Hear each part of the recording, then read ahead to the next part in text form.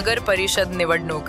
उमेदवारांच्या नामनिर्देशनाचा आज शेवटचा दिवस.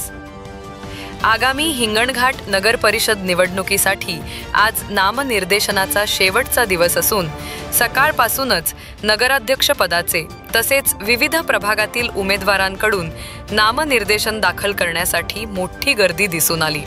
निवडणूक अर्ज दाखल करण्यासाठी उमेदवार समर्थकांसह उत्साहात कार्यालयाकडे जात असल्याचे चित्र शहरात सर्वत्र पाहायला मिळाले.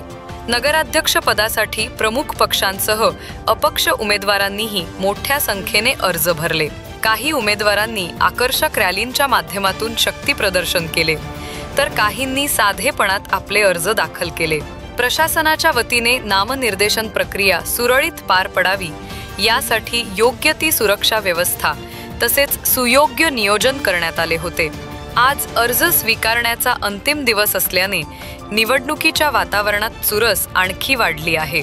उद्या सकाळपासून नामनिर्देशनांची छाननी होणार असून त्यानंतर उमेदवारी अर्ज मागे घेण्याची अंतिम तारीख निवडणूक कार्यालयाकडून जाहीर करण्यात येईल.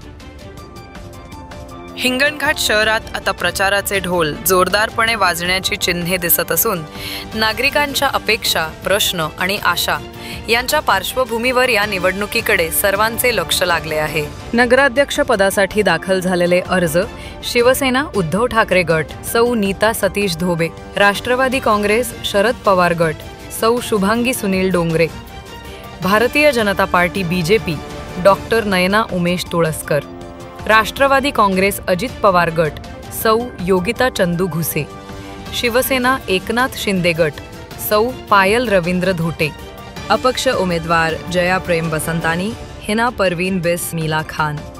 NH7 TV न्यूज उपसंपादक करीम खान.